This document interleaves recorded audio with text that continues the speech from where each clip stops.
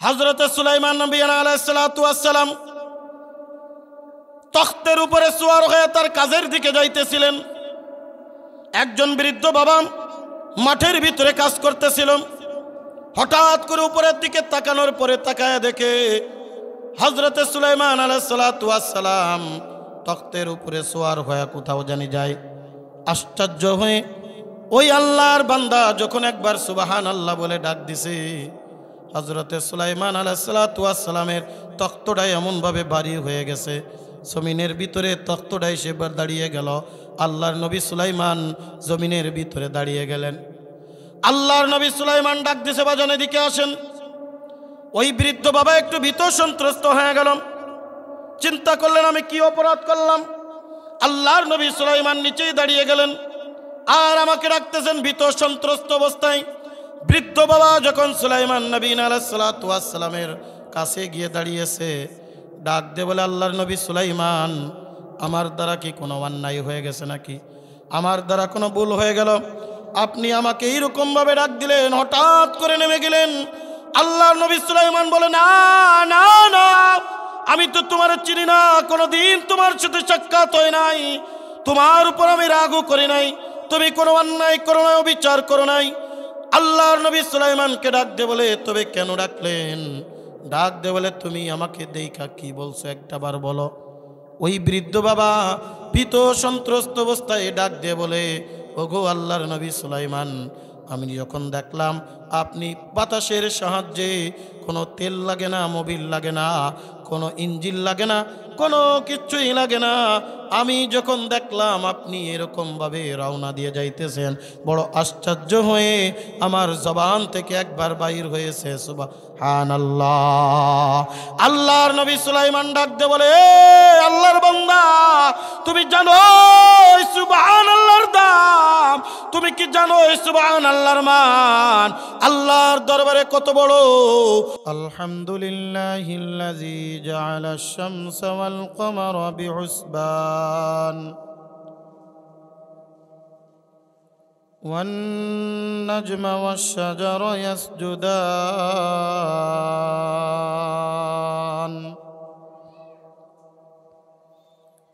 وفضل زمانا على زمان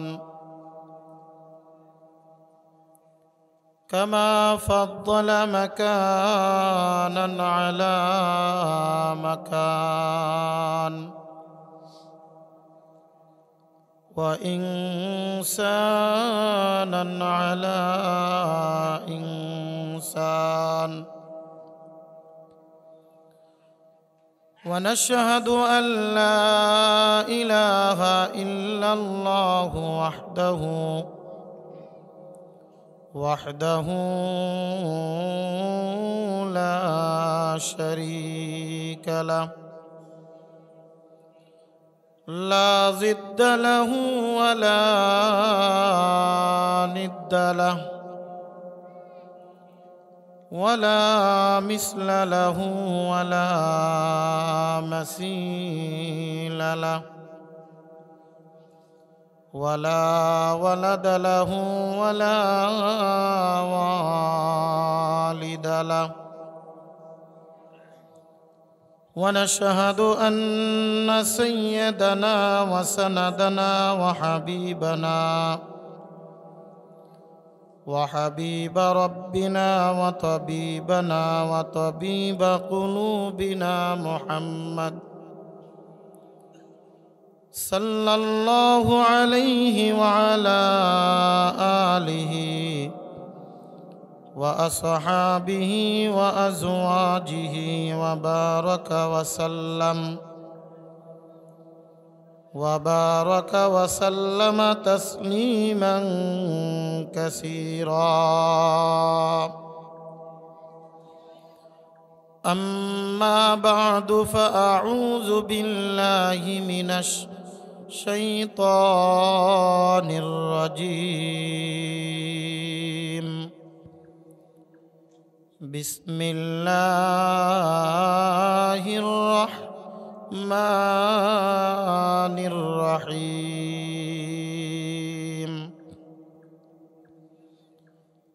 ألف لام ميم ذلك الكتاب لا ريب فيه هدى للمتقين صدق الله المولانا العظيم وصدق رسوله النبي الكريم ونحن على ذلك من الشاهدين والشاكرين والحمد لله رب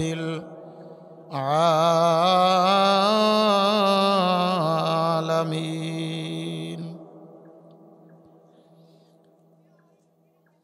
الحمد لمن قدر خيرا وخبالا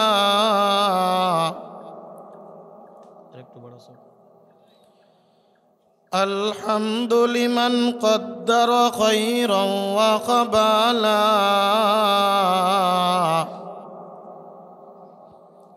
والشكر لمن صور حسنا وجمالا لا ضد ولا ند ولا حد لمولاه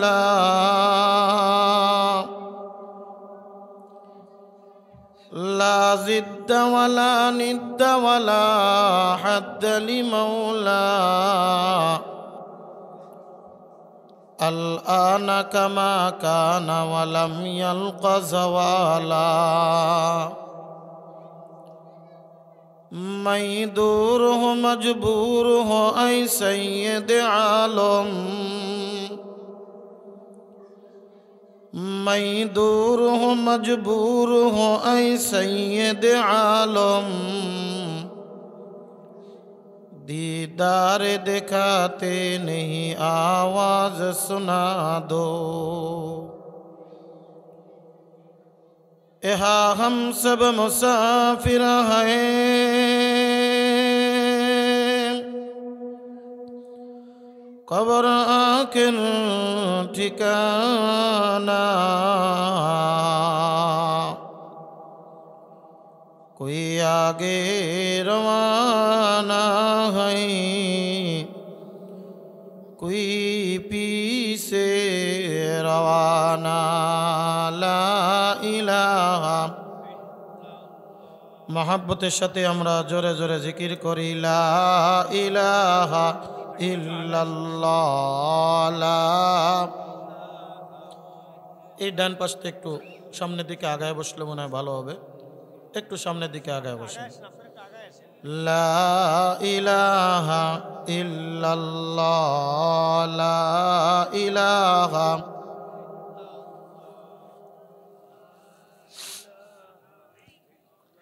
নেই কোনো মাবুদ আল্লাহ ছাড়া লা ইলাহা ইল্লাল্লাহ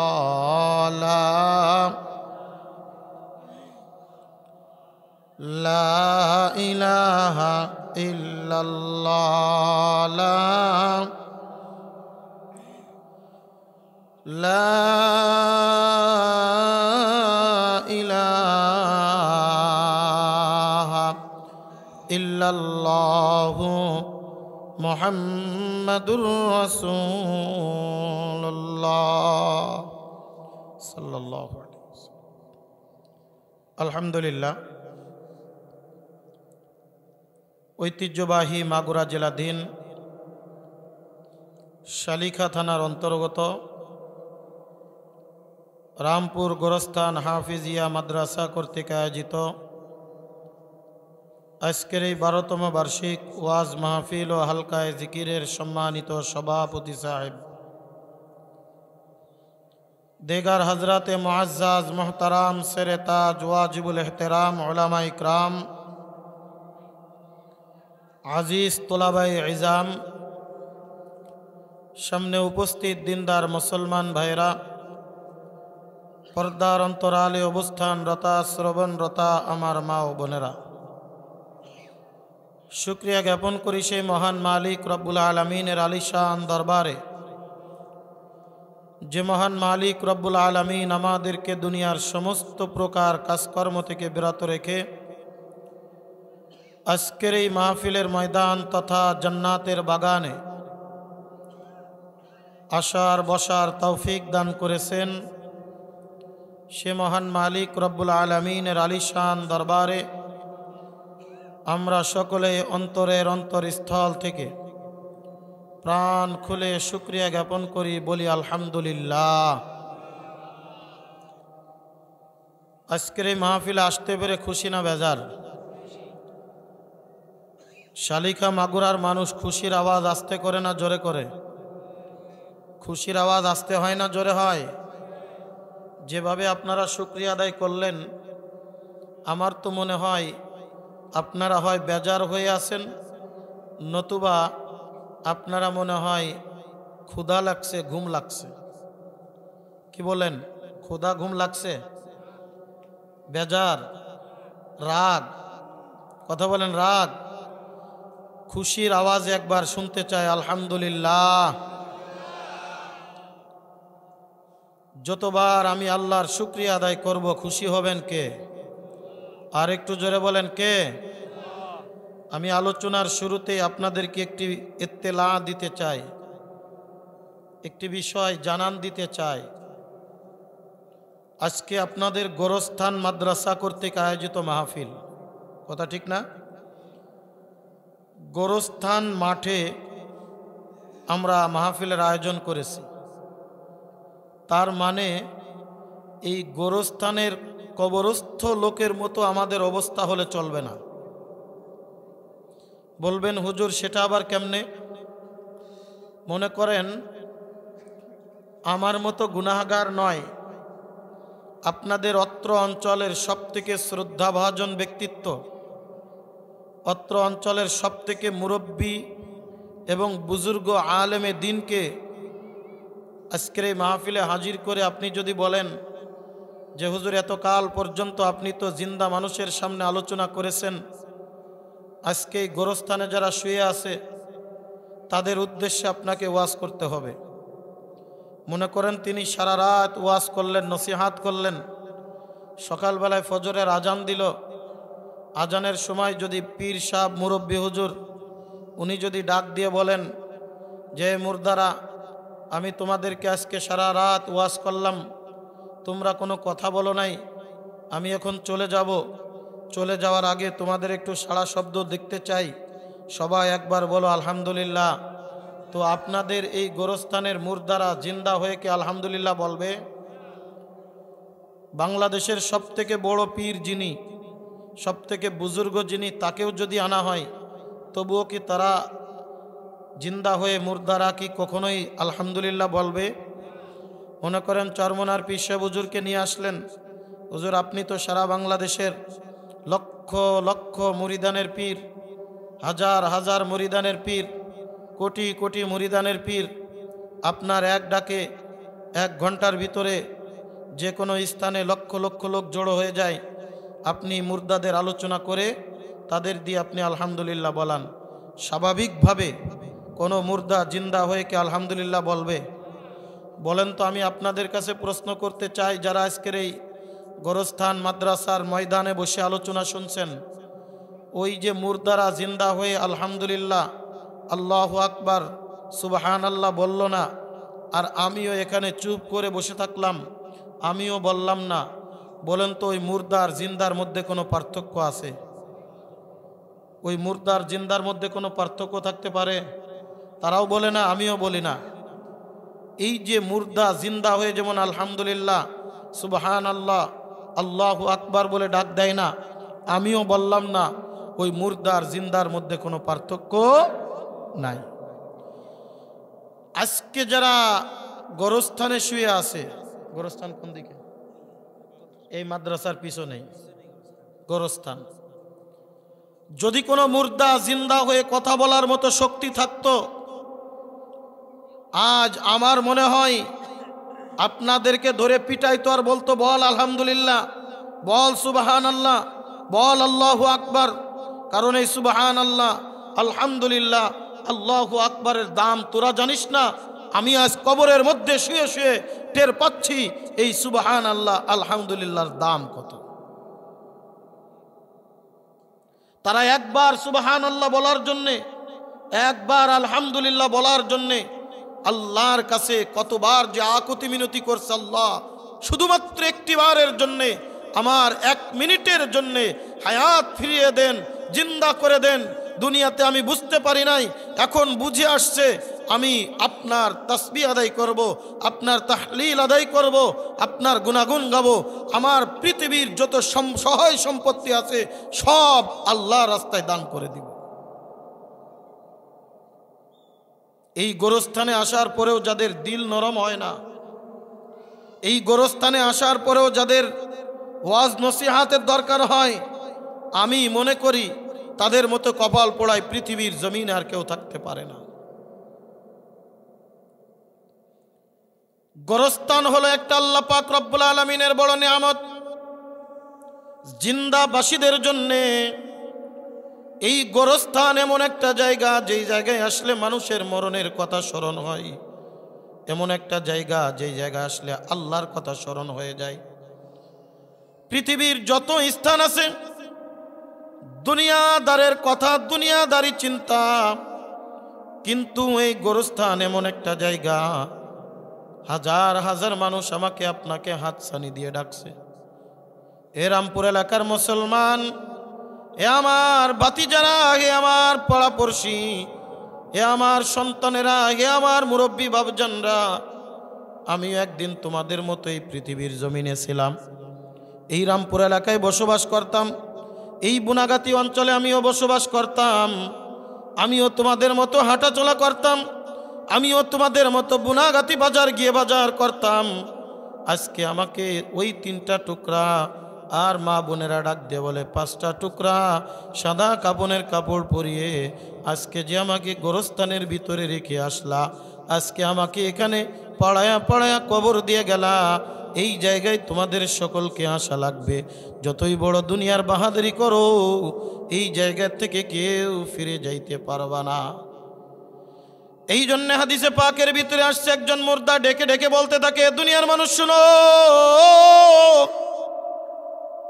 এ আমার পাড়াপড়শি ভাই ব্রাদার আত্মীয় স্বজন শুনো, দুনিয়ার সব ক্ষমতা এখানে চলে যাবে, দুনিয়ার সব বাহাদুরি এখান থেকে দূর হয়ে যাবে, দুনিয়ার সব রাজত্ব এখানে আসলে আর কোনো কাজে আসবে না।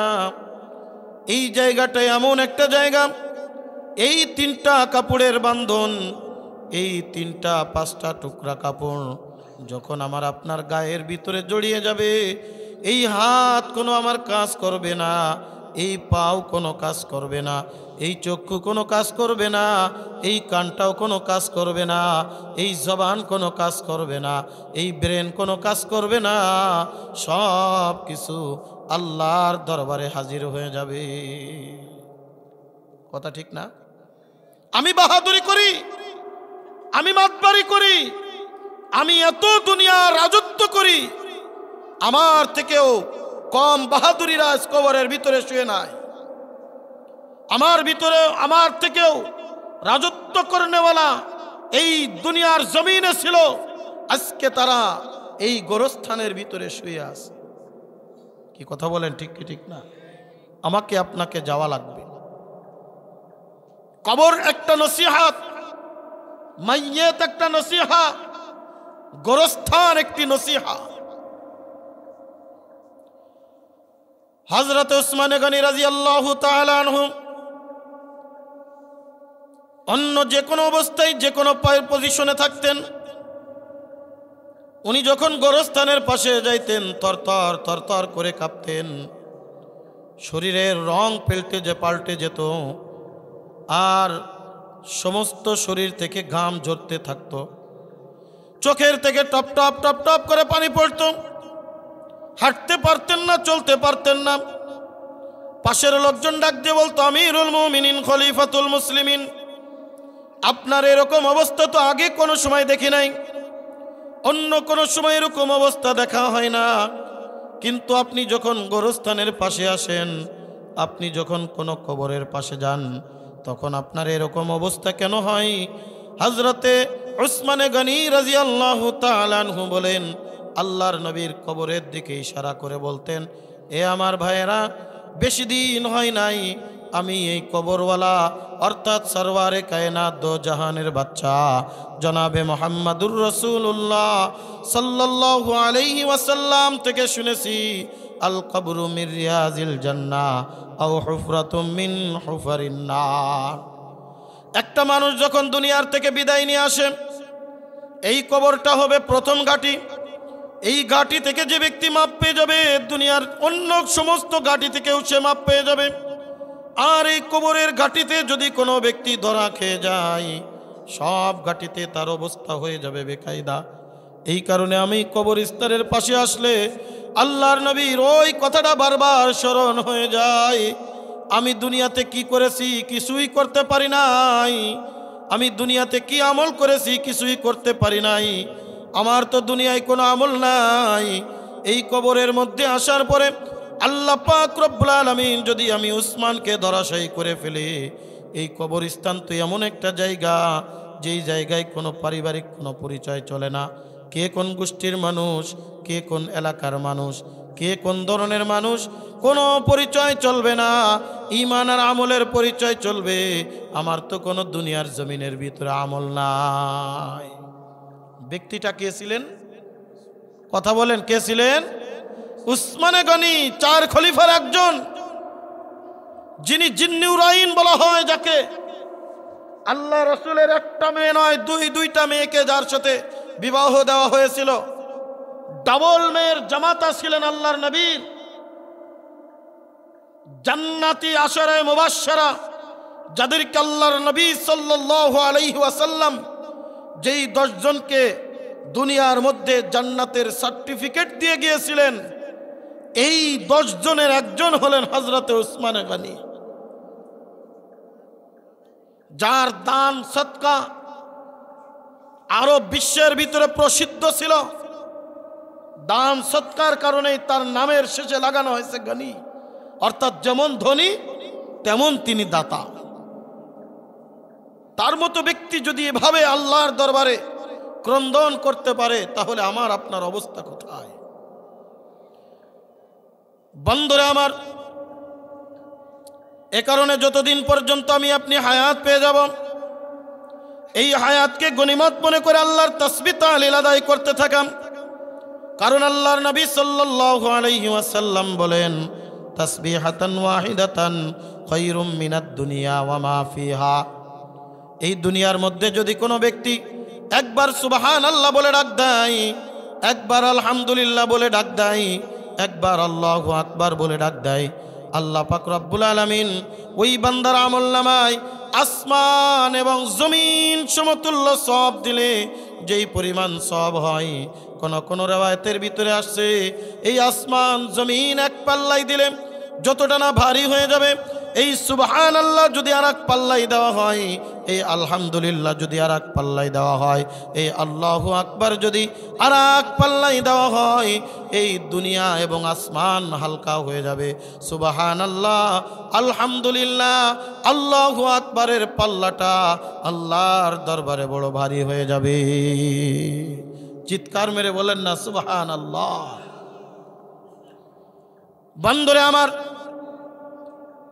হযরতে উসমানে গনি রাদিয়াল্লাহু তাআলা কেবারে সাহাবা ইকরাম রিজওয়ানুল্লাহি তাআলা আলাইহিমুল আজমাইন এই কারণে কবর দেখে, মুর্দাদেরকে দেখে বড় ক্রন্দন করতেন। এ রামপুর এলাকার মুসলমান গভীর মনোযোগ। এই সুবহানাল্লাহ, আলহামদুলিল্লাহ, আল্লাহু আকবারের দাম, এই যে তাসবিহ তাহলিলের দাম, সারা পৃথিবীর রাজত্ব আল্লাহ পাক রব্বুল আলামিন যাদেরকে দান করেছিলেন, তার ভিতরে প্রসিদ্ধ ছিল 4 জন ব্যক্তি। 2 জন হলো মুসলমান আর 2 জন ছিল কাফির।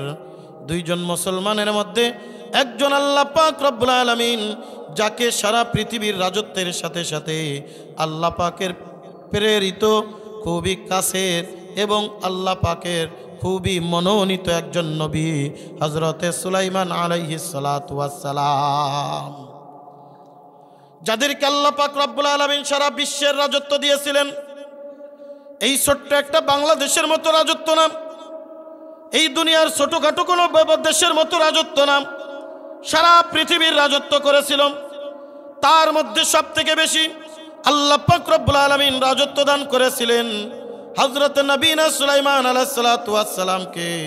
তিনি শুধু মানুষের রাজা ছিলেন না, বরং এই পৃথিবীর জমিনে আল্লাহ পাক রব্বুল আলামিন যত মাখলুকাত সৃষ্টি করেছিলেন সমস্ত মাখলুকাতের রাজা আল্লাহ পাক রব্বুল আলামিন হযরতে সুলাইমান আলাইহিস সালাতু ওয়াস সালামকে দান করেছিলেন। শুধু মানুষের না, শুধু জিন জাতির না, বরং পশু পাখি আল্লাহর যত মাখলুকাত আছে সব মাখলুকাতের রাজত্ব দিয়েছিলেন আল্লাহ পাক রব্বুল আলামিন। জোরে কোন আলহামদুলিল্লাহ। তিনি সবার ভাষা বুঝতেন। যেমন সূরাতুন নামল, কুরআনুল কারীমের মধ্যে একটি সূরা, নামলুন শব্দের অর্থ হলো পিপিলিকা। নামলুন শব্দের অর্থ কি? পিপিলিকা। পিপিলিকার ভাষাও পর্যন্ত হযরতে নবীনা সুলাইমান আলাইহিস সালাম বুঝতেন। যখন পিপিলিকারা হযরতে সুলাইমান আলাইহিস সালাতু ওয়াস সালাম সৈন্য দল নিয়ে যাচ্ছে কোথাও, পিপিলিকার সর্দার ডাক দিয়ে বলছে, ইয়া ওয়াদিয়ান নামল, হে পিপিলিকার দল, সুলাইমান আলাইহিস সালামের সৈন্য আসতেছে, তোমরা জলদি করে ঘরের ভিতরে ঢুকে যাও, যার যার বাসার ভিতরে ঢুকে যাও। এই সুলাইমান আলাইহিস সালামের সৈন্য টের পাবে না, তাদের পদতলে পিষ্ট হয়ে তোমরা সব মারা পড়ে যাবে, যার যার ঘরের ভিতরে ঢুকে যাও। আল্লাহর নবী সুলাইমান আলাইহিস সালাম মুস্কি মুস্কি হেসে দিলেন। আশেপাশের লোকজন কেউ তো তাদের কথা শ্রবণ করে নাই। সমস্ত লোকজন ডাক দিয়ে বলেন, ওগো আল্লাহর নবী সুলাইমান, আমাদের বাচ্চা সুলাইমান, আপনি কেন মুস্কি মুস্কি হাসেন? ডাক দিয়ে বলে, আমি যা শুনেছি তোমরা তা তো শোনো নাই। ওই যে দেখতেছো একটা পিপিলিকার দল, একবার দেখবা পিপিলিকাগুলি কলিজার টুকরা বাজান, দেখবেন পিপিলিকা কখনো একাকী তেমন একটা চলাফেরা করে না। পিপিলিকা যেখানে যায় দেখবেন সারিবদ্ধভাবে শত শত পিপিলিকা তার রাস্তা দিয়ে দৌড়ায়। কথা কন ঠিক কি ঠিক না? কোথাও কোনো খাবার পড়ে আছে, দেখবেন কোন রকম একজন একটা পিপিলিকা ওই খাবারের সন্ধান পেয়েছে, ওই পিপিলিকাটা দেখবেন সাথে সাথে দৌড়া চলে যায়, তার সাথে সঙ্গী যত পিপিলিকা আছে সব ডেকে নিয়ে চলে আসে। আর দেখবেন সব পিপিলিকা একসাথে লাগে। আবার দেখবেন যখন বাসায় চলে যাওয়ার সময় হয়ে যায়, ওই পিপিলিকাগুলো সারিবদ্ধভাবে একে একে সব পিপিলিকাগুলো যার যার গর্তে চলে যায়। হযরত নবীনা সুলাইমান আলাইহিস সালাতু ওয়াস সালাম বলে, ওই যে পিপিলিকাগুলো দেখতেছো, ওই পিপিলিকার ভাষা তো তোমরা জানো না। ওই পিপিলিকাগুলো তারা ডাক দিয়ে বলতেছে, নবীনা সুলাইমানের সৈন্য আসে, তাদের পদতলে পিষ্ট হয়ে মারা পড়ে যাবা। তারা উপলব্ধিও করবে না, তারা বুঝতেও পারবে না, কারণ তোমরা এত ক্ষুদ্র, এত ছোট, স্বাভাবিকভাবে মানুষের নজরে আসার মতো না। আমি ওই পিপিলিকার কথা শুনে আমি হেসে দিয়েছি, দুনিয়ার অন্য কোনো কারণে নয়। আল্লাহ পাক রব্বুল আলামিন হযরতে সুলাইমান আলাইহিস সালাতু ওয়াস সালামকে শুধুমাত্র দুনিয়ার মানুষের রাজা করে নাই, শুধুমাত্র জিন জাতির রাজা করে নাই, সমস্ত মাখলুকাতের রাজত্ব আল্লাহ পাক রব্বুল আলামিন হযরতে সুলাইমান আলাইহিস সালাতু ওয়াস সালামকে দান করেছিলেন। কেন কথাগুলো বলতেছে, এবার আসেন মূল ঘটনা। হযরতে সুলাইমান আলাইহিস সালাতু ওয়াস সালাম সারা পৃথিবীর রাজত্ব করতেন। পৃথিবীর এক প্রান্ত থেকে অপর প্রান্তে যাওয়ার জন্য মাত্র কয়েকটা মুহূর্ত সময় লাগত। আল্লাহ পাক রব্বুল আলামিন হযরতে সুলাইমান আলাইহিস সালাতু ওয়াস সালামকে এমন একটা বাহন দান করেছিলেন, যেটা আমরা কিতাবের ভিতরে পেয়েছি, তখ্ত বলা হয়, তখ্তে সুলাইমান। যেই তখ্তটা একটা জায় নামাজের মতো, চৌকাশ চতুর্কোণ, একটা কাঠের মতো। ওই কাঠের উপরে সোয়ার হইয়া যখন তিনি বাতাসকে হুকুম করতেন, আমি অমুক জায়গায় যাব, চোখের পলক পড়তে দেরি, বাতাস ওইটাকে বাসিয়ে সেই জায়গায় নিতে 1 মিনিটও দেরি করত না। জোরে কন্যা সুবহানাল্লাহ। কোনো তেল নাই, মোবিল নাই, কোনো ইঞ্জিন নাই, কোনো কিছুই নাই। শুধুমাত্র বাতাস একটা বার হুকুম করেছে, বাতাসের সাহায্যে হযরত সুলাইমান আলাইহিস সালাতু ওয়াস সালাম পৃথিবীর এক প্রান্ত থেকে অপর প্রান্তে চলে যেতেন। একদিনের ঘটনা, হযরত সুলাইমান আলাইহিস সালাতু ওয়াস সালাম তার কোনো কাজের জন্যে তখ্তের উপরে সওয়ার হয়ে রওনা করেছেন একটা মাঠের উপর দিয়া। ওই মাঠের মধ্যে গ্রাম্য একটা মুরব্বী ব্যক্তি ওই মাঠের মধ্যে কাজ করতেছেন। হঠাৎ করে উপরের দিকে তাকিয়েছে, আর তাকানোর সাথে সাথেই দেখে নবীনা সুলাইমান আলাইহিস সালাতু ওয়াস সালাম বিনা কোলে হাওয়ার উপরে সওয়ার হইয়া, তখ্তের উপরে সওয়ার হইয়া তিনি ভ্রমণ করতে চলে যান। আশ্চর্যজনক কোন জিনিস দেখলে ইসলামী পরিভাষায় বলা হয় সুবহানাল্লাহ। কি বলা হয়? কথা বলেন, কি বলা হয়? চিৎকার মেরে বলেন না সুবহানাল্লাহ। আর আজকে তো আমাদের মডার্ন জামানা, আজকে তো বর্তমান সময় চলে ডিজিটাল জামানা। আমরা যদি কোনো আশ্চর্যজনক যদি কোনো জিনিস দেখি, যুবক ছেলেরা যারা আছে তারা বলে ওয়াও কি সুন্দর। কি বলেন, কথা ঠিক কিনা? কি বলে? ওয়াও কি সুন্দর। কিন্তু ইসলামী পরিভাষা কোনটা, এটা অনেক যুবক, অনেক ব্যক্তি আমরা জানি না। সামনের কোনো কাজ করার জন্য ওয়াদা করব, অথবা সামনের যখন কোনো কাজ করতে যাব তখন আমরা বলবো ইনশাআল্লাহ। যখন কোনো কাজ হয়ে গেছে, ওই কাজের ব্যাপারে কাউকে ইত্তেলা করব, তখন বলবো আলহামদুলিল্লাহ। জোরে বলেন, কথা ঠিক কি ঠিক না? একজন ব্যক্তি আর একজনকে যদি জিজ্ঞাসা করে ভাইজান খাবার খেয়েছেন, যদি খেয়ে আসে কি বলবে? আলহামদুলিল্লাহ, খাবার খাইছি, আলহামদুলিল্লাহ। আমি দেখি একদিন বাজারে বসে চা পান করতেছি, আর একজন জিজ্ঞাসা করছে ভাই চা খান, বলে ইনশাল্লাহ চা খাইছি। ইনশাল্লাহ চা, এখানে কি ইনশাল্লাহ হবে না আলহামদুলিল্লাহ হবে? কথা বলেন, ইনশাল্লাহ হবে না আলহামদুলিল্লাহ হবে? এ রাগ করছেন আমার উপরে, কষ্ট পেয়েছেন আমার উপরে, তো একটু কথা আর সায় দেওয়া লাগবে। ইনশাল্লাহ হবে না আলহামদুলিল্লাহ হবে? আলহামদুলিল্লাহ খাবার খেয়েছি, আলহামদুলিল্লাহ চা পান করেছি, আলহামদুলিল্লাহ এই কাজটা করেছি, বলে ইনশাল্লাহ চা খাইছি। আমি বললাম ভাই এখানে ইনশাল্লাহ না, কয় আলহামদুলিল্লাহ। কেমন হয়ে গেল? মনে করেন একজন ব্যক্তি গরু কেনার জন্য বাজারে যাচ্ছে, পকেটে টাকা নিয়ে, লাখ টাকার বান্ডিল, বাজারে যাচ্ছে গরু কেনার জন্যে। আর একজন মনে করেন আপনাদের এই যে আইয়ুব আলী শাহবুজুদ্দামাত বারকাতুহুম জিজ্ঞাসা করছে ভাইজান কই যান? বলে আপনাদের আড়পাড়ায় যাচ্ছি। বলে কি ব্যাপার? বলে গরু কেনার জন্যে। বলে আড়পাড়ায় গরু কেনার জন্য যাচ্ছেন? বলেন না ইনশাল্লাহ গরু কিনবো। বলে পকেটে আমার টাকা, বাজারে গরু, আবার এখানে ইনশাল্লাহ আসলো কোন জায়গার থেকে? বলে না ভাই ইনশাল্লাহ কন, বরকত দিবেন কে?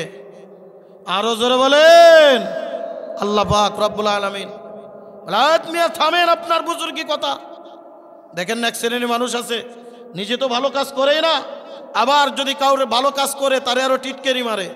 নামাজ পড়ে হবে ডাকি, নামাজ পড়ে দেখলাম ও অমুক আকাম করতেছে, নামাজ পড়ে দেখলাম ও এরা করে, নামাজ পড়ে দেখলাম ও এরা করে। নিজে তো নামাজ পড়ে না, আর একজন নামাজি হইলে ওই লোকটারে ঠান্ডা মাথায় থাকতে দেয় না। কথা বলেন ঠিক কি ঠিক না?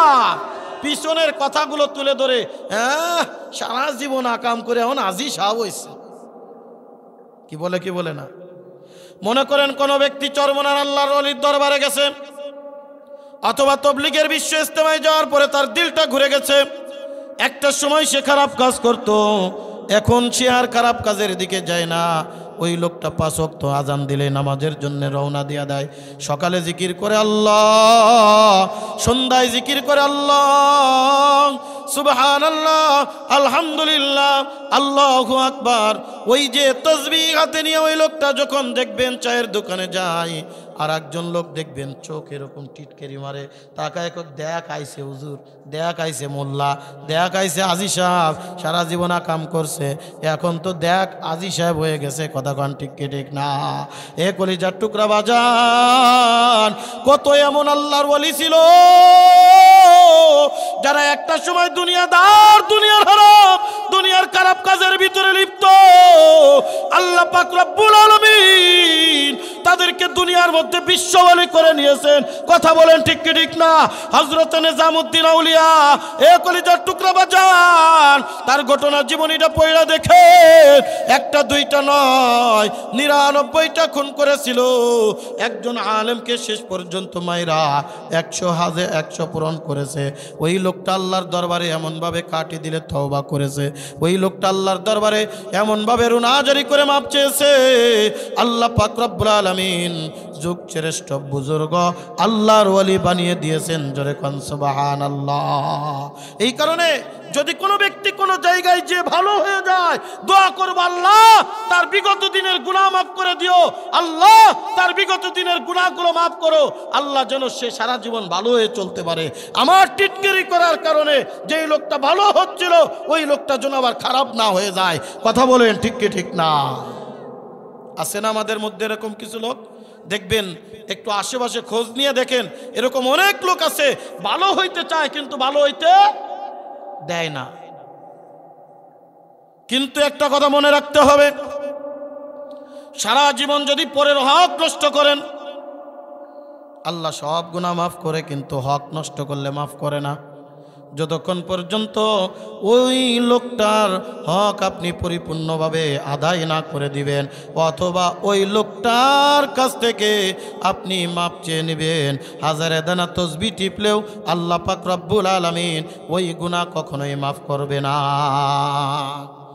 এই কারণে হাদিসে পাকের ভিতরে আসছে, আল্লাহর নবী সাল্লাল্লাহু আলাইহি ওয়াসাল্লাম বলেন, আল্লাহ পাক রব্বুল আলামিন শহীদের সমস্ত গুনাহ খাতাগুলি মাফ করবে। যারা আল্লাহ রাস্তায় জীবন দান করে, যারা শাহাদাতের মরণ পায়, আল্লাহ পাক রব্বুল আলামিন তাদের সমস্ত গুনাহ খাতা মাফ, ইল্লাদ দাইন ইল্লাল হকুল ইবাদ, ঋণ এবং হকুল ইবাদ যেটা নষ্ট করেছে যদি তার কাছে মাফ চাওয়ার সুযোগ থাকে, মাফ যদি না চেয়ে নেয় আল্লাহ পাক রব্বুল আলামিন মাফ করবে না। এমন অনেক মানুষ আছে দেখবেন সমাজের ভিতরে নামাজ পড়ে ইবাদত বন্দেগি করে আর পরের আইল ঠেলে, জোরে কোন কথা ঠিক কিনা? আছে না নাই? তসবিহ টেপে আর আইল কাটতেছে। 5 বছর পরে আমি নাইনে যখন মাপতেছে তখন দেখে অমুক বাবার ভিতরে 5 হাত চলে গেছে, 5 হাত চলে গেছে। এখনকার আইল এখন তো আইল হয়ে গেছে পুলসিরাতের রাস্তা। কি কোন কথা ঠিক কিনা? জিকির করেন লা ইলাহা ইল্লাল্লাহ। একটু সামনের দিকে আগায় বসেন বাবা, একটু সামনের দিকে আগায় বসেন যাতে করে সবাই বসার সুযোগ হয়। আমি বেশিক্ষণ আপনাদেরকে কষ্ট দিব না, যেহেতু আমাকে ঢাকায় ফিরে যাওয়া লাগবে, সুতরাং আমি যথা টাইমেই আপনাদেরকে শেষ করে দেব ইনশাআল্লাহ। একটু সামনে আগায় বসেন আর একটু জিকির করেন লা ইলাহা। একটু সামনে আগায় বসেন, একটু সামনে আগায় বসেন, একটু সামনে আগায় বসেন, একটু সামনে আগায় বসেন। লা ইলাহা ইল্লাল্লাহ, লা ইলাহা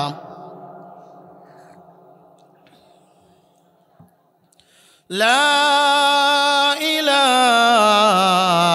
ইলাহা ইল্লাল্লাহ মুহাম্মাদুর রাসূলুল্লাহ। পড়েন সাল্লাল্লাহু আলাইহি ওয়াসাল্লাম। যেই কথা বলতেছিলাম, এখনকার আইল, জমিনের আইল দেখবেন পুলসিরাতের রাস্তা। বলবেন হুজুর কেমনে? আগে যারা একটু মুরব্বী আছেন দেখবেন রাস্তায় ওই যে জমির ভিতরে যে আইল ছিল প্রায় মনে হয় 1 হাত চওড়া, আইল দিয়ে সাইকেল চালায়, আইল দিয়ে মোটরসাইকেল চালায় যাওয়া যাইতো। এখন দেখবেন আইল কাটে একেবারে সরু, এ ওদিক থেকে কাটে, এ এদিক থেকে কাটে, দুই পাশে কাটতে কাটতে ও আইল দিয়ে আটা তো দূরের কথা, ওই আইল দিয়ে মনে কোনো রকম আমরও আটা যায় না। জোরে কোন কথা ঠিক কি ঠিক না? দেখবেন এ প্রত্যেক বছরে বছরে আইল এ ওর পাশে ঠেলে, এ এর পাশে ঠেলে, ঠেলতে ঠেলতে দেখবেন এর ওর দিকে চলে, এ এর দিকে যায়। কথা কোন ঠিক কি ঠিক না? খবরদার বাজান, যতই নামাজ পড়েন আর ইবাদত বন্দেগি করেন, যাই কিছু করেন না কেন, হকুল ইবাদ নষ্ট করবেন, আল্লাহ পাক রব্বুল আলামিন আল্লাহ তাআলা ওইটা ক্ষমা করবে। বন্ধুরা আমার, হযরতে সুলাইমান নবী আলাইহিস সালাতু ওয়াস সালাম তখতের উপরে সওয়ার হয়ে তার কাজের দিকে যাইতেছিলেন। একজন বৃদ্ধ বাবা মাঠের ভিতরে কাজ করতেছিল। হঠাৎ করে উপরের দিকে তাকানোর পরে তাকায় দেখে হযরতে সুলাইমান আলাইহিস সালাতু ওয়াস সালাম তখতের উপরে সোয়ার হয়ে কোথাও জানি যায়। আশ্চর্য হয়ে ওই আল্লাহর বান্দা যখন একবার সুবহানাল্লাহ বলে ডাক দিছে, হযরতে সুলাইমান আলাইহিস সালাতু ওয়াস সালামের তখতটা এমনভাবে ভারী হয়ে গেছে, জমিনের ভিতরে তখতটা এসে দাঁড়িয়ে গেল। আল্লাহর নবী সুলাইমান জমিনের ভিতরে দাঁড়িয়ে গেলেন। আল্লাহর নবী সুলাইমান ডাক দিছে, বাজান এদিকে আসেন। ওই বৃদ্ধ বাবা একটু ভীত সন্ত্রস্ত হয়ে গেল, চিন্তা করলেন আমি কি অপরাধ করলাম। আল্লাহর নবী সুলাইমান নিচেই দাঁড়িয়ে গেলেন আর আমাকে ডাকতেছেন ভীত সন্ত্রস্ত অবস্থায়। বৃদ্ধ বাবা যখন সুলাইমান নবী আলাইহিস সালাতু ওয়াস সালামের কাছে গিয়ে দাঁড়িয়েছে, ডাক দিয়ে বলে, আল্লাহর নবী সুলাইমান, আমার দ্বারা কি কোনো অন্যায় হয়ে গেছে নাকি? আমার দ্বারা কোনো ভুল হয়ে গেল? আপনি আমাকে এইরকম ভাবে ডাক দিলেন, হঠাৎ করে নেমে গেলেন। আল্লাহর নবী সুলাইমান বলে, না না না, আমি তো তোমার চিনি না, কোনোদিন তোমার সাথে সাক্ষাৎ হয় নাই, তোমার উপর আমি রাগও করি নাই, তুমি কোনো অন্যায় করো নাই, অবিচার করো নাই। আল্লাহর নবী সুলাইমানকে ডাক দিয়ে বলে, তবে কেন ডাকলেন? ডাক দিয়ে বলে, তুমি আমাকে দেখা কি বলছো একটাবার বলো। ওই বৃদ্ধ বাবা ভীত সন্ত্রস্ত অবস্থায় ডাক দিয়ে বলে, ওগো আল্লাহর নবী সুলাইমান, আমি যখন দেখলাম আপনি বাতাসের সাহায্যে, কোনো তেল লাগে না, মোবিল লাগে না, কোনো ইঞ্জিন লাগে না, কোনো কিছুই লাগে না, আমি যখন দেখলাম আপনি এরকমভাবে রওনা দিয়ে যাইতেছেন, বড় আশ্চর্য হয়ে আমার জবান থেকে একবার বাইর হয়েছে সুবহানাল্লাহ। আল্লাহর নবী সুলাইমান ডাক দিয়ে বলে, আল্লাহর বান্দা, তুমি জানো সুবহানাল্লাহর দাম? তুমি কি জানো সুবহানাল্লাহর মান? আল্লাহর দরবারে কত বড়! এই যে আমি তখতের উপরে সুয়ার হইয়া আমি এই যে সারা পৃথিবী ভ্রমণ করি, এই যতটুকু দামি, যতটুকু আল্লাহর কাছে প্রিয়, তার থেকে প্রিয় হলো সুবহানাল্লাহ, তার থেকে প্রিয় হলো আলহামদুলিল্লাহ, তার থেকে প্রিয় হলো আল্লাহু আকবার। এ দুনিয়ার মানুষ শুনো, যখন কোনো বান্দা এই দুনিয়ার কোনো মজলিসের মধ্যে বসে একবার সুবহানাল্লাহ পাঠ করবে, একবার আলহামদুলিল্লাহ পাঠ করবে, একবার আল্লাহু আকবার বলে ডাক দিবে, আল্লাহ পাক রব্বুল আলামিন দুনিয়ার সব কিছুর থেকে এই সুবহানাল্লাহর দামটা ওই বান্দার আমল নামার ভিতরে বাড়ি করে দিবে।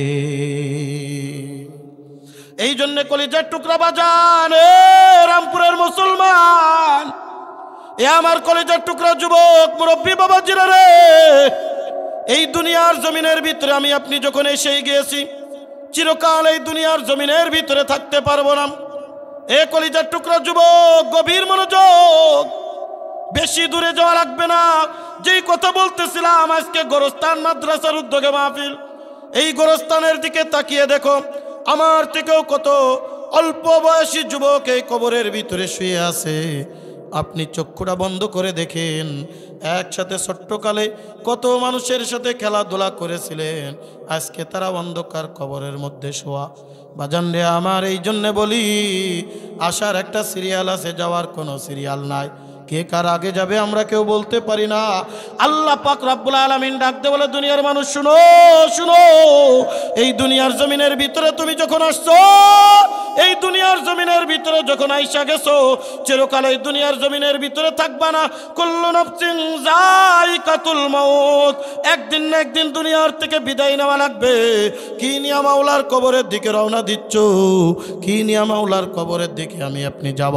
আমার আল্লাহ ডাকতে বলেন, দুনিয়ার মানুষ শুনো, তুমি যদি আমার দুনিয়ার কবরের ভিতরে আসতে চাও, খবরদার খবরদার মুসলমানিত্বর জন্য করে ওই অন্ধকার কবরের ভিতরে আইসো না। ইয়া আইয়ুহাল্লাযীনা আমানুত্তাকুল্লাহা হাক্কা তুকাতিহি ওয়া লা তামুতুন্না ইল্লা ওয়া আনতুম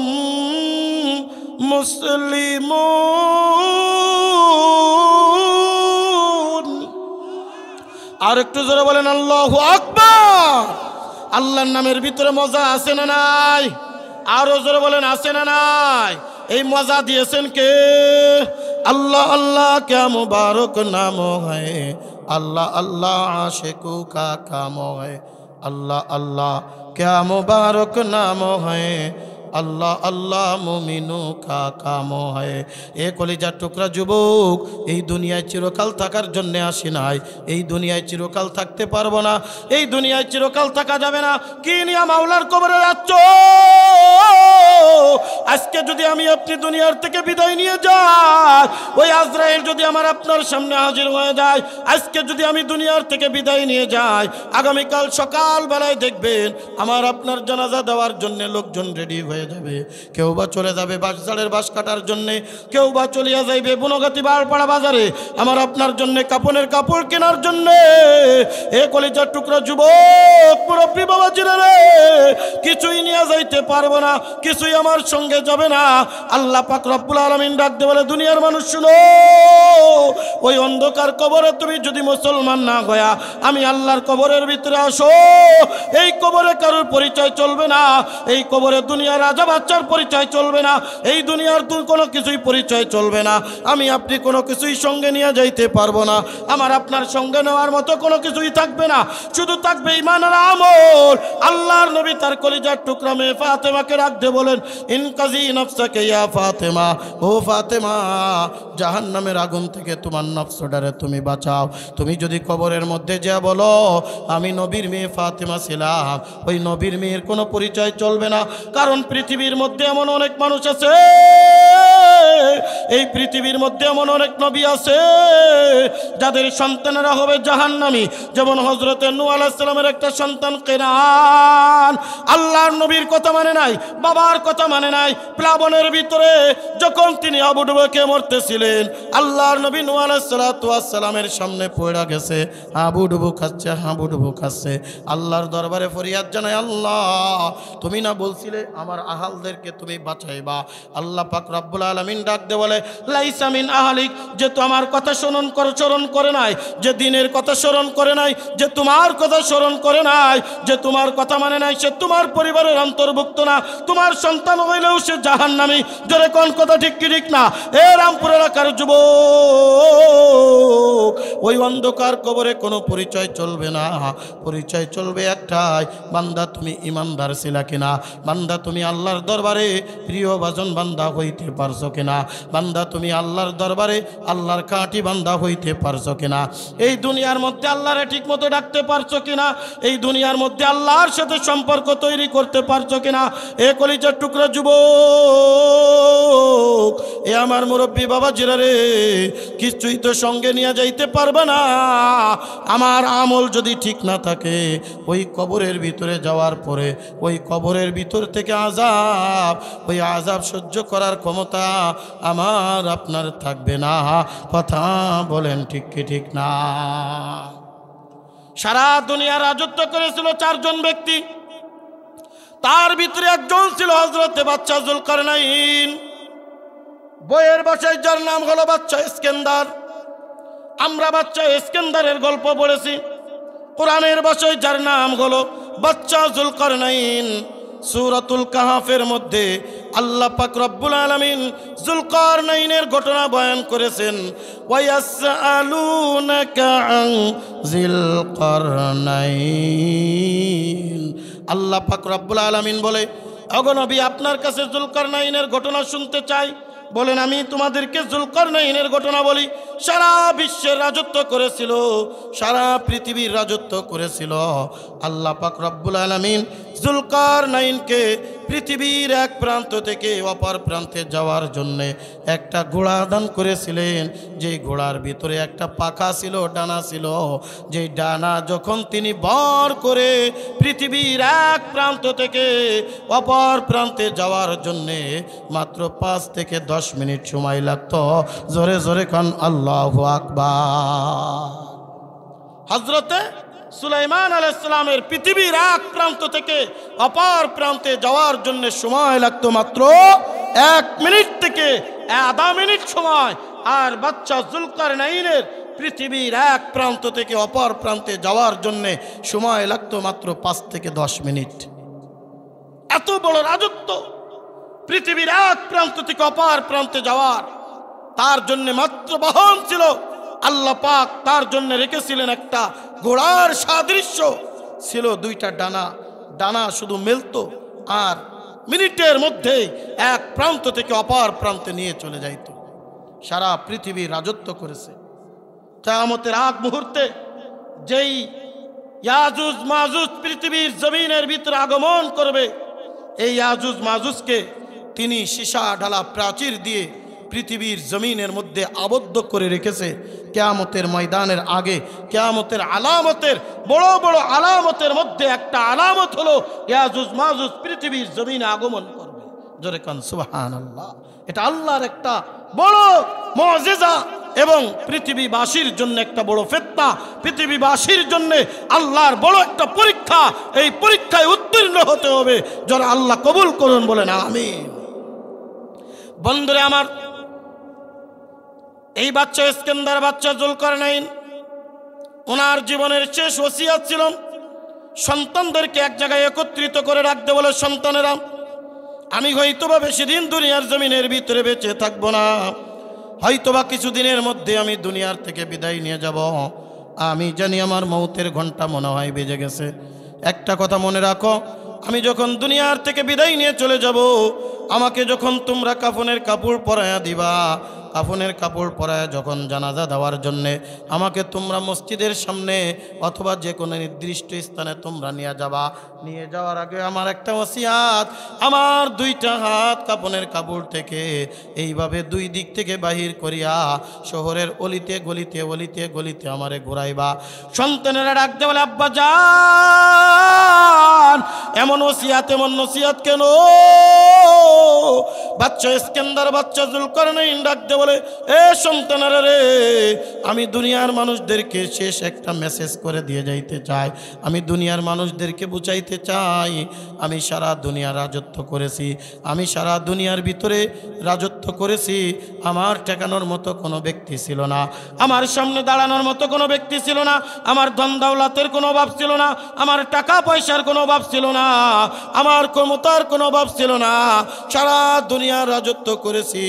কিন্তু আমি যখন দুনিয়ার থেকে বিদায় নিয়ে যাই, আমি কিচ্ছুই নিয়ে যাইতে পারি নাই। সারা দুনিয়ার মানুষদেরকে আমি জানাই দিতে চাই, আমি খালি হাতে দুনিয়ার থেকে বিদায় নিয়ে যাচ্ছি, আমার কিছুই নিয়ে যাওয়ার বানাই, আমি কিছুই নিয়ে যাইতে পারি নাই। সারা দুনিয়ার মানুষদেরকে আমি মেসেজ দিয়া যাইতে চাই, এ দুনিয়ার মানুষ, তুমি এই দুনিয়ার মধ্যে কি করতেছ? এই দুনিয়ার মধ্যে তোমার কি হবে? আল্লাহর কাছে যদি ঈমান আর আমল নিয়া যদি ওই মাওলার কবরে না যাও, ওই কিয়ামতের ময়দানে আল্লাহর আদালতে যদি তুমি দাঁড়ায়া যাও, মাপ পাওয়ার কোনো উপায় থাকবে না। এই জন্য রামপুর এলাকার মুসলমান গভীর মনোযোগ। আল্লাহ পাক রব্বুল আলামিন ডাকতে বলেন, ফাইজা জাজালুহুম লা ইস্তাখিরুনা সাআতাও ওয়ালা ইস্তাকদিমুন। এ দুনিয়ার মানুষ শুনো, সময় যখন হয়ে যাবে, আজরাইল 1 সেকেন্ড আগেও আসবে না, 1 সেকেন্ড পরেও আসবে না, এমন একটা সময় চলে আসবে। এই দুনিয়া রাজত্ব করেছো, এই দুনিয়ার মধ্যে তোমার কত বাহাদুরি ছিল, এ দুনিয়ার মানুষ শুনো শুনো, এই দুনিয়া রাজত্ব করেছিল ফিরাউন, এই দুনিয়া রাজত্ব করেছিল নমরুদ, তারাও থাকতে পারে না, তুমিও থাকতে পারবা না।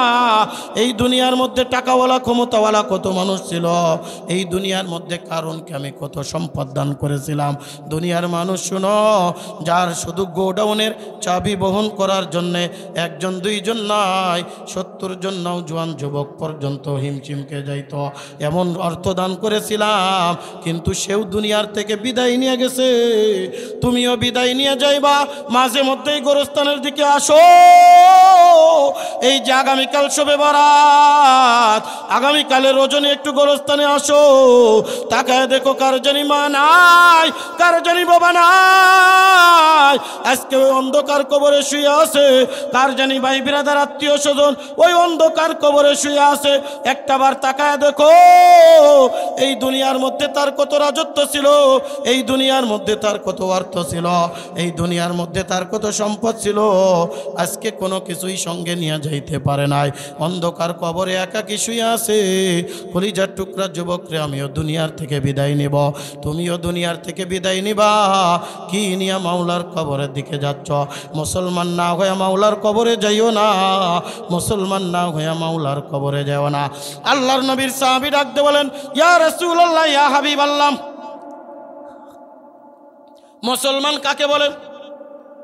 আল্লাহর নবী ডাকতে বলেন, এ দুনিয়ার মানুষ শুনো, আল মুসলিমু মান সালিমাল মুসলিমুনা মিন লিসানিহি ওয়া ইয়াদিহি। খাঁটি মুসলমান ওই ব্যক্তি যার হাত পাও জবান দ্বারা অপর মুসলমান নিরাপদে থাকে। আল্লাহর নবীর কাছে প্রশ্ন করা হলো, ইয়া রাসূলুল্লাহ, ইয়া হাবিবাল্লাহ, আইয়ুল ইসলামি খায়র? قال طيب الكلام وتطعم الطعام وتقرئ السلام على من عرفت أو لم تعرف رواه البخاري। আল্লাহর নবীর কাছে প্রশ্ন করা হলো, ইয়া রাসূলুল্লাহ, ইয়া হাবিবাল্লাহ, দুনিয়ার মধ্যে খাঁটি মুসলমান কারা? আল্লাহর নবী ডাক দিয়ে বলেন, এ দুনিয়ার মানুষ শুনো শুনো, যে ব্যক্তি খাঁটি মুসলমান হবে তার এক নম্বর গুণ হবে যার হাত পাও জবান দ্বারা অপর মুসলমান নিরাপদ থাকবে। মানুষকে কখনো কষ্ট দিবে না, কথার দ্বারা কষ্ট দিবে না, জবানের দ্বারা কষ্ট দিবে না, হাতের দ্বারা কষ্ট দিবে না, পায়ের দ্বারা কষ্ট দিবে না, নরম নরম কথা বলবে, মানুষের সাথে সুন্দর আচরণ আর ব্যবহার করবে। কথা বলেন ঠিক কি ঠিক না? আমি দাবি করি মুসলমান, আমি দাবি করি আল্লাহর দরবারে খাঁটি বান্দার, কিন্তু আমার কথার দ্বারা, আমার চলার দ্বারা, আমার আচার আচরণ ব্যবহারের দ্বারা কোনো মানুষ নিরাপদ নাই। কথা বললেই গালি দেয়, কথা বললেই মানুষের সাথে রুক্ষ ব্যবহার করে, এরকম লোক আছে না নাই? কথা বলেন। আল্লাহর নবী সাল্লাল্লাহু আলাইহি ওয়াসাল্লাম বলেন, মানুষকে ভালোবাসা দিয়াম, মানুষের সাথে সুন্দর আচরণ করিয়াম, মানুষের সাথে সুন্দর ব্যবহার করিয়াম, যেইভাবে মানুষের দিলটা জয় করা যায়, যেইভাবে মানুষকে সুন্দর আচরণ দিয়া মানুষের ভালোবাসা অর্জন করা যায়, আর একটা মানুষকে জুলুম করে, অত্যাচার করে, নিপীড়ন করে ওই মানুষের মন জয় করা কোনোভাবেই সম্ভব হয় না। জোরে কোন কথা ঠিক কি ঠিক না? যার বাস্তব প্রমাণ 16 বছরের স্বৈরাচার, কথা বলেন ঠিক কি ঠিক না? 16 বছর পর্যন্ত স্বৈরাচারী করেছে, মানুষের উপরে জেল জুলুম অত্যাচার করেছে, মানুষকে খারাপ ব্যবহার করেছে, মানুষের সাথে অন্যায় আচরণ করেছে। যখনই সুযোগ পেয়েছে তাদেরকে একদিনের ভিতরে এলাকা ছাইড়া দেশান্তরিত করেছে। কথা বলেন ঠিক কি ঠিক না? এটাই হলো বাস্তব। আমার আপনার জবান মানুষের জন্য উত্তম ব্যবহার করব। যার বাস্তব নজরিয়া দেখিয়ে গিয়েছেন সরওয়ারে কায়নাত জনাবে মুহাম্মদুর রাসূলুল্লাহ সাল্লাল্লাহু আলাইহি ওয়াসাল্লাম। আল্লাহর নবীর আদর্শ কি ছিল, আল্লাহর নবীর চরিত্র কি ছিল? এ রামপুর এলাকার মুসলমান, আল্লাহর নবীকে কেউ গালি দিয়েছে, আল্লাহর নবী তার সাথে সুন্দর আচরণ করেছেন, ব্যবহার করেছেন। এমন ব্যবহার থেকে মানুষজন আল্লাহর নবীর কাছে এসে পাপ চেয়ে আল্লাহর নবীর কাছে মুসলমান হয়ে গেছে। জোরে কোন সুবহানাল্লাহ। বন্ধুরে আমার, বুখারী শরীফের হাদিস, আল্লাহর নবী সাল্লাল্লাহু আলাইহি ওয়াসাল্লাম 3 দিন পর্যন্ত ক্ষুধার যন্ত্রণায় চলে গেলেন হযরত ফাতেমাতুজ জোহরার ঘরে। ডাক দিয়ে বলে, আম্মা জান ফাতেমা ঘরে আসো। বলে, ইয়া রাসূলুল্লাহ, ইয়া হাবিবাল্লাহ, আব্বা জান ঘরে আসি, জলদি করে ঘরে আসেন, আপনার অপেক্ষা করতেছিলাম। কয়েকদিন হলো আপনাকে দেখি না, দেখার জন্য দিলটা বড় ছটফট করতেছিল, দিলের ভিতরে কেমন জানি লাগতেছিল। আল্লাহর নবী ঘরের ভিতরে গেলেন, যাওয়ার পরে বলে, তোমার ঘরে খাবার কিছু আছে? বলে, না, আজ 3 দিন হয়ে গেল চুলায় আগুন জ্বালাইতে পারি না। আল্লাহর নবী মনের বড় ব্যথা নিয়া ডাক দিয়ে বলে, আমার হাসান আর হুসাইন কোথায়? হযরতে মা ফাতেমাতুজ জোহরা রাদিয়াল্লাহু তাআলা আনহা ডাক দিয়ে বলেন, আব্বা জান, ইয়া রাসূলুল্লাহ, ইয়া হাবিবাল্লাহ, আপনাকে তলাশ করার জন্যে হাসান আর হুসাইন মদিনার চতুর্দিক থেকে ঘোরাফেরা করতেছে, মক্কার চতুর্দিক থেকে ঘোরাফেরা করতেছে, আপনাকে খুঁজে পাচ্ছে না, আপনাকে কোথাও খুঁজে পায় না। আল্লাহর নবী চলে গেলেন কাজের সন্ধানে। দেখতে দেখতে অনেক লম্বা চওড়া হাদিস সংক্ষিপ্ত আকারে বলি, এ কলিজার টুকরা যুবক, এ আমার মুরব্বী বাবা জিরা রে, আল্লাহর নবী কাজের সন্ধানে চলে গেলেন। নিজে ক্ষুধার্ত, মেয়ে ক্ষুধার্ত, নাতি নাতনি ক্ষুধার্ত। আল্লাহর নবী যে পাইলেন একজন ইহুদির বাড়িতে ওই যে কি বলে কূপের থেকে বালতি দিয়া পানি উত্তোলন করা লাগবে, এক বালতি পানি উঠাবে, বিনিময়ে 3টা খেজুর দান করা হবে। বন্ধুরে আমার, অনেক লম্বা চওড়া হাদিস। ইহুদি আল্লাহর নবীকে ডাকতে বলে, এ মুহাম্মদ বিন আব্দুল্লাহ, এক বালতি পানি উঠাবা, বিনিময়ে তোমাকে 3টা খেজুর দান করা হবে। কিন্তু একটা দুষ্টমি করে আল্লাহর নবীকে কষ্ট দেওয়ার জন্যে ওই যে রশিটায় বালতি বাঁধা রয়েছে, ওই রশিটা একটু হালকা কেটে দিয়েছে, যাতে করে কয়েক বালতি পানি ওঠানোর পরে ওই বালতিটা যেন ছিঁড়ে যায়, বালতিটা যেন রশিবার গ্রহণ করতে না পারে। মাত্র 3 বালতি পানি উত্তোলন করেছিলেন। 4র্থ বালতি পানি উঠাইতে যাবে, বালতি ছিঁড়ে পানির ভিতরে পড়ে গেল, অনেক নিচেই পানি। আল্লাহর নবী ডাক দিয়ে বলেন, পানির বালতি তো পড়ে গেছে। ওই ইহুদি এক দৌড় দিয়ে আল্লাহর নবীর কাছে এসে এমনভাবে চলের উপরে একটা থাপ্পড় লাগিয়ে দিয়েছে, এমনভাবে একটা আঘাত করছে, হাতের 5টা আঙ্গুল আল্লাহর নবীর চলের উপরে বৈশা গেছে। যেই নবীর গায়ের উপরে মশামাছি পর্যন্ত পড়া হারাম, ওই নবীর গালের উপরে যখন চড় মারছে, আল্লাহর নবী চোখের পানি ছেড়ে দিছেন। হযরতে জিবরিল আমিন হাজির, ইয়া রাসূলুল্লাহ, ইয়া হাবিবাল্লাহ, আল্লাহ পাক রব্বুল আলামিন পাঠিয়েছেন, আপনি একবার মাত্র ওই কূপের ভিতরে হাত দিয়া আঙ্গুল দিয়া ইশারা করেন, দেখবেন পানি অটোমেটিক উপরের দিকে উঠা আসবে, আর আপনার হাতের ভিতরে আল্লাহ পাক কুদরতিভাবে বালতিটা এনে দিবে। জোরে জোরে কোন সুবহানাল্লাহ। আল্লাহর নবী মুজিজা এমন ছিল, আল্লাহর নবী হাতে ইশারা করা দরকার, আসমানের চন্দ্র পর্যন্ত দ্বিখণ্ডিত হয়ে যায়। জোরে কোন সুবহানাল্লাহ। আল্লাহর নবী একদিন এরকম ভাবে রাস্তা দিয়া যাচ্ছে, চাচা আবু জাহেলের সাথে দেখা। আবু জাহেল ডাক দে বলে, মুহাম্মদ, আমার হাতের ভিতরে কি আছে বলো তো, যদি বলতে পারো তাহলে আমি মুসলমান হয়ে যাব। আল্লাহর নবী চিন্তা করলেন, আবু জাহেলের হাতে কি আছে এটা আমি কেমনে বুঝবো, আমি তো জানি না, আমি বুঝতেও পারছি না। মনে করেন আমি পকেটের ভিতরে এরকম হাত দিয়ে কিছু একটা বাহির করে আমি যদি আপনাদেরকে বলি, বলেন তো আমার হাতের ভিতরে কি আছে, বলবেন হুজুর আপনার পকেটে কি ছিল আমি কি জানি? কি বলেন, কথা ঠিক কি ঠিক না? আল্লাহর নবী এবার ডাক দিয়ে বলতেছে, চাচা আমি যদি না বলে তোমার হাতের ভিতরে যেটা আছে ওইটাই কথা বলে দেয়। আবু জাহেল চিন্তা করলো, হাতের ভিতরে আছে পাথর, এটা তো মুহাম্মদ জানে না, আর পাথর তো কথা বলতে পারে না, সুতরাং আমি স্বীকার করিনি। আবু জাহেল বলে, হ্যাঁ যদি হাতের ভিতরে যেটা আছে সেটা বলে তাহলে তো আরো ভালো। বন্ধুরে আমার, ইতিহাস সাক্ষী, আল্লাহর নবী ডাকতে বলেন, আবু জাহেল তোমার হাতের ভিতরে যেটা আছে সেটাই যদি বলে দেয় তুমি কি মানবা? বলে, হ্যাঁ অবশ্যই আনবো। বলতে দেরি হাতের পাথর জবান খুলে রাখতে বলে, লা ইলাহা ইল্লাল্লাহু মুহাম্মাদুর রাসূলুল্লাহ। জোরে জোরে কান আল্লাহু আকবার। আবু জাহেল হাতের থেকে পাথর নিক্ষেপ করে দিছে, বলে আমার হাতের ভিতরে জাদু আছে। যারা জাদু খেলা দেখেছেন দেখবেন, জাদু খেলা যখন দেখায় চতুর্দিক থেকে এরকম একটা বাউন্ডারি দিয়ে নেয়, এই বাউন্ডারির বাইরে জাদুই আর কোনো কাজ করে না। উপরে নিচে ডাইনে বামে চতুর্দিক থেকে বাউন্ডারির একটা সীমা আছে। আবু জাহেল মনে করে মুহাম্মাদের মনে হয় জাদু আছে, জাদুর একটা সীমা আছে, জাদুর সীমা অতিক্রম আর করতে পারে না, আসমানে তার জাদু চলবে না। এরকম রজনীতে চন্দ্র রজনী, মনে করেন আজকে 13তম রাত, আগামীকাল 14তম রাত আসমানে চন্দ্রটা একবার স্পষ্ট আকারে দেখা যাচ্ছে। আবু জাহেল ডাক দিয়ে বলে, মুহাম্মদ, বুঝলাম তোমার হাতের ভিতরে জাদু আছে। তুমি যদি আসমানের চন্দ্র দ্বিখণ্ডিত করে দেখাইতে পারো, আমি সাক্ষী দিব মুহাম্মাদুর রাসূলুল্লাহ, তুমি আল্লাহর নবী। আল্লাহ রাসূল মাথা নিচের দিকে দিছেন, কারণ আল্লাহর নবী কিচ্ছুই করতে পারেন না যতক্ষণ আল্লাহ পাকের ওয়ার্ডার না আসে। জোরে কোন কথা ঠিক কি ঠিক না?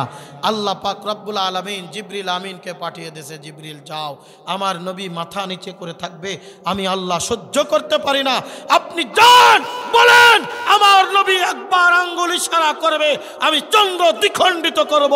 বলেন আল্লাহু আকবার। আল্লাহর নবীর কাছে হযরতে জিবরিল আমিন হাজির। ইয়া রাসূলুল্লাহ, ইয়া হাবিবাল্লাহ, মাথা উঠান, মাথা উঠান।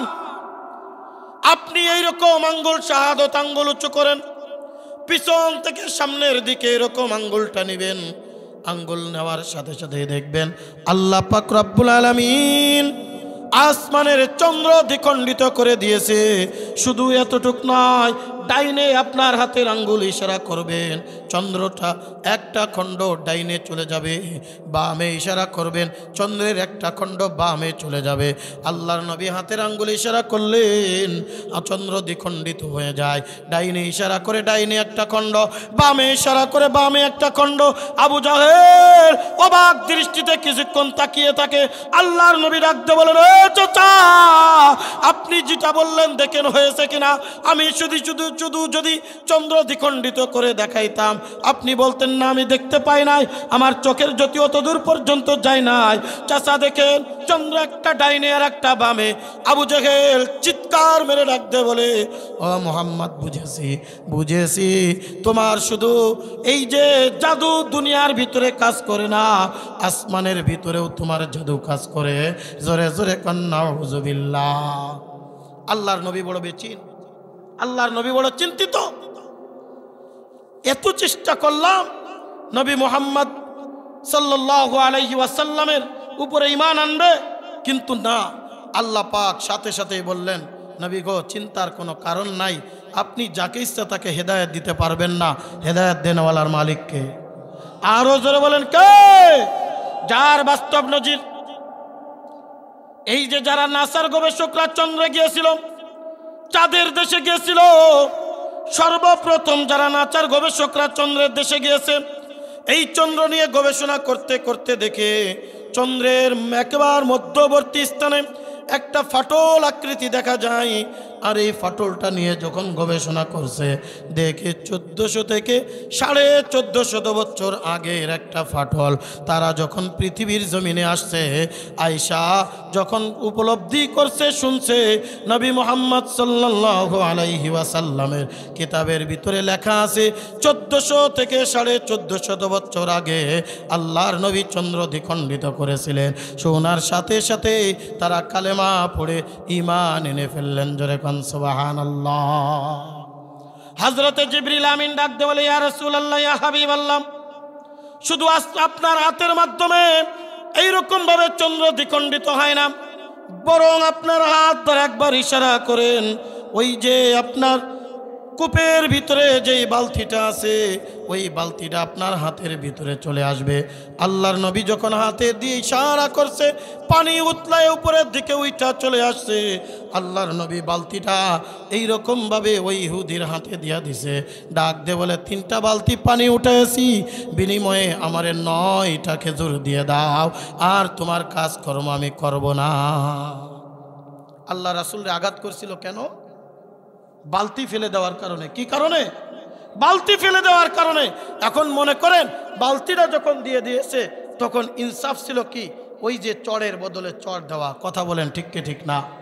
আল্লাহর নবী সাল্লাল্লাহু আলাইহি ওয়াসাল্লাম বললেন, যাও, তুমি আমার উপরে অন্যায় করেছো, জুলুম করেছো, আমি মনে কিছু নিলাম না, আমি তোমাকে ক্ষমা করে দিলাম, যাও, তুমি চলে যাও, আমি তোমাকে মাফ করে দিলাম। জোরে কোন সুবহানাল্লাহ। ওই লোকটা আর রাত্রে ঘুমাইতে পারে না, রাত্রে ঘুম নাই, রাত্রে ডাইনে কাত হয়, বামে কাত হয়। বিবি ডাক দে বলে, স্বামী, আগে তো কোনোদিন এরকম দেখি নাই, আপনার ঘুম নাই কেন? দিনের ঘটনা যখন বলা হলো, ওই বিবি ডাক দিয়ে বলে, স্বামী গো, ঘটনা যদি সত্যি হয় আর দেরি কইরেন না, আর দেরি কইরেন না, একটা দৌড় দিয়া চলে যান ওই নবী মুহাম্মদুর রাসূলুল্লাহ সাল্লাল্লাহু আলাইহি ওয়াসাল্লামের হাতে হাত দিয়া কালেমা পড়ে মুসলমান হয়ে যান। কারণ যেই নবী আপনার উপরে জুলুম করে নাই, আপনাকে আঘাত করে নাই, এত বড় মানুষ পৃথিবীর জমিনে হইতে পারে না। আল্লাহর নবীর কাছে সকালবেলায় চলে আসছে, মোহাম্মদ কই, মোহাম্মদ কই। আল্লাহর নবী ডাক দিয়ে বলে, কি ব্যাপার?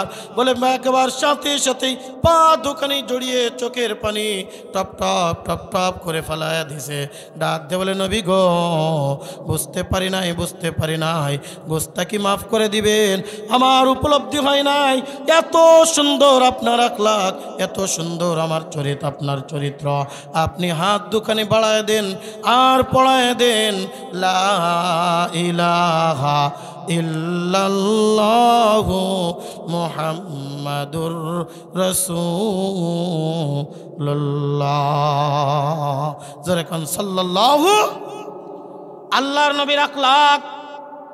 এ রামপুর এলাকার যুবক, এ আমার মুরব্বী বাবা জিরা রে, না না না, কারোর সাথে অন্যায় আচরণ করা যাবে না, কারোর সাথে খারাপ আচরণ করা যাবে না, কারোর সাথে দুর্ব্যবহার করা যাবে না। আমার হাতের দ্বারা, আমার পায়ের দ্বারা, আমার জবানের দ্বারা কোনো মুসলমান তো দূরের কথা, কোনো মানুষ যেন কষ্ট না পায়। আল্লাহর নবী বলেন, আমার উম্মতেরা রে, যদি তুমি আমার হাতের দ্বারা, পায়ের দ্বারা, জবানের দ্বারা কষ্ট পায়, আর তুমি যতই দাবি করো আমি মুসলমান, আল্লাহর দরবারে মুসলমান হইতে পারবা না। এই জন্যে আমার আখলাক, আমার চরিত্র, আমার ব্যবহার সুন্দর হতে হবে। আমার ব্যবহার এমন চরিত্র আখলাক বলা হইতে হবে, আমার দ্বারা যেন কেউ কষ্ট না পায়, আমার দ্বারা যেন কেউ দুঃখ না পায়, আমার দ্বারা যেন কোনো খারাপ আচরণ না হয়। পারবো তো ইনশাআল্লাহ? কে বলেন পারবো তো ইনশাআল্লাহ?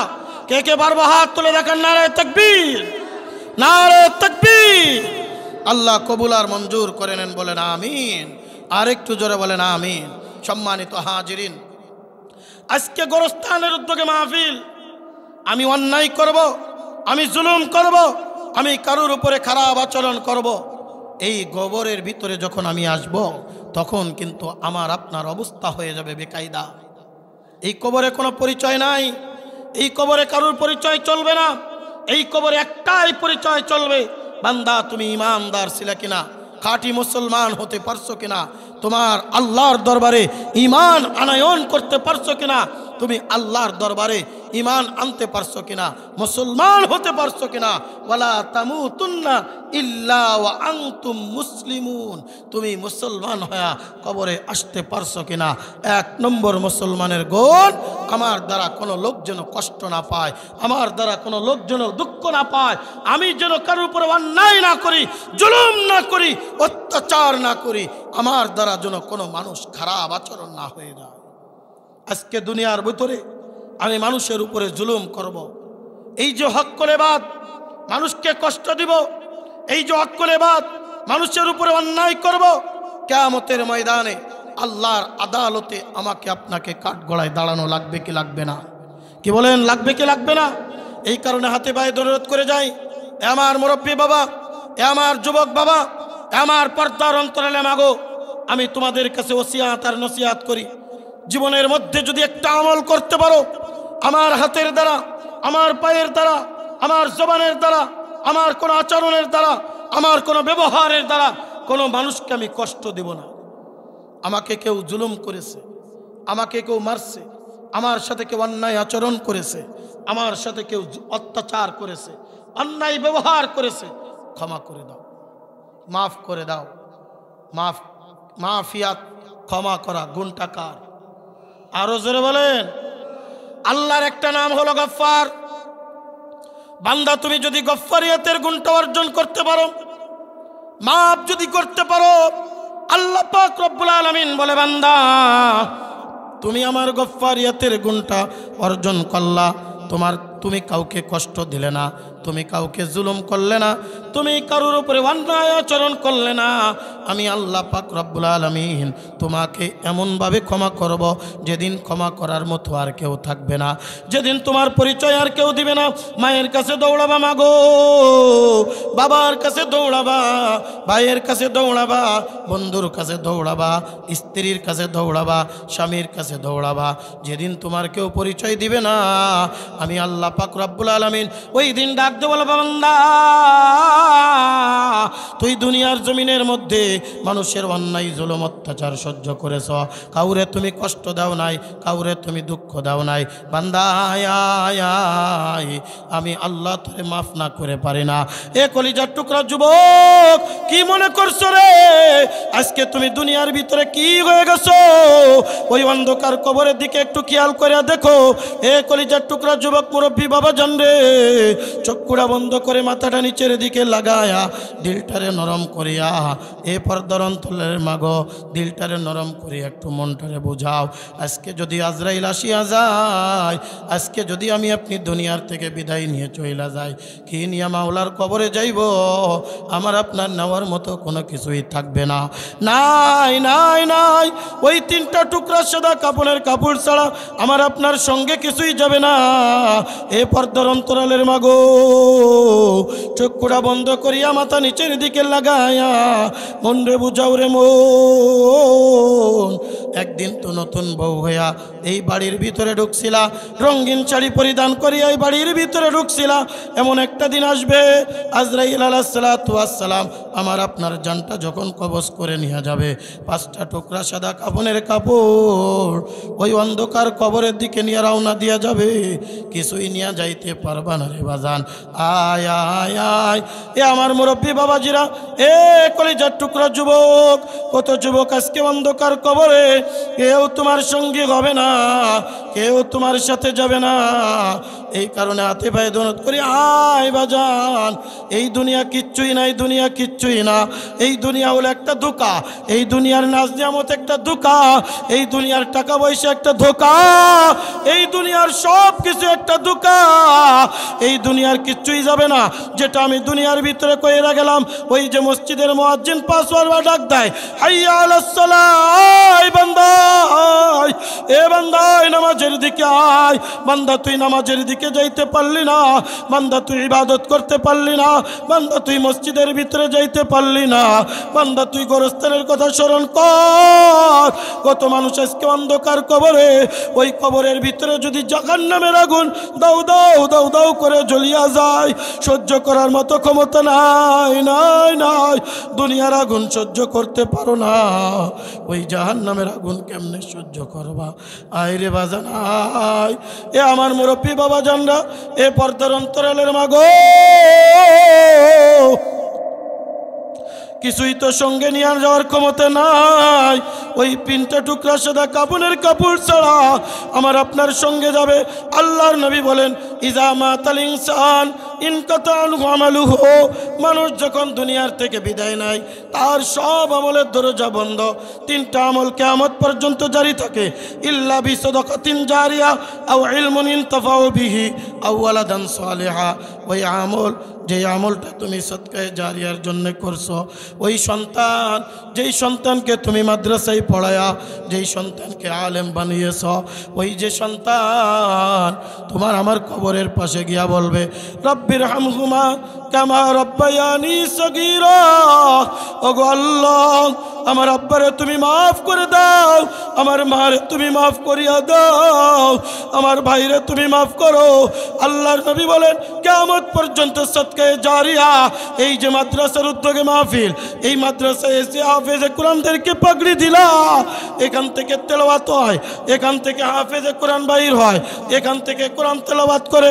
এই যে মাদ্রাসায় দান সদকা, এই যে মাদ্রাসায় যে অর্থ, যে মাদ্রাসায় সম্পদ, যেটা আমি আপনি দান করব, কিয়ামত পর্যন্ত আল্লাহ পাক রব্বুল আলামিন আমার আপনার আমল নামায় সদকায়ে জারিয়া দান করবে। জোরে কন্যা সুবহানাল্লাহ। এই কারণে বাজান, এই মাদ্রাসা, এই দিন, এই সন্তান আমাকে আপনাকে অবশ্যই অবশ্যই টিকায় রাখতে হবে। আজকে রামপুর গোরস্থানের উদ্যোগে মাহফিল, কলিজার টুকরা বাজান, এই মাদ্রাসা যেখানে কোরআন পড়ে আমি আপনি ঘুমিয়ে থাকি, আমার আপনার সন্তান এখানে যারা লেখাপড়া করে, আমার আপনার যখন ঘুম প্রচুর পরিমাণে 3টা 4টা 5টা এই সন্তান উঠে পড়ে, আলহামদুলিল্লাহ রাব্বিল আলামিন। আল্লাহর নবী বলেন আমার আপনার দান সদকা যেগুলি যাবে কিয়ামতের ময়দানে, আল্লাহ পাক রব্বুল আলামিন এই দানের ওসিলায়, এই মাদ্রাসার ওসিলায়, সন্তানের ওসিলায় আমাকে আপনাকে আল্লাহর জান্নাত দেওয়া হবে। জোরে কোন সুবহানাল্লাহ।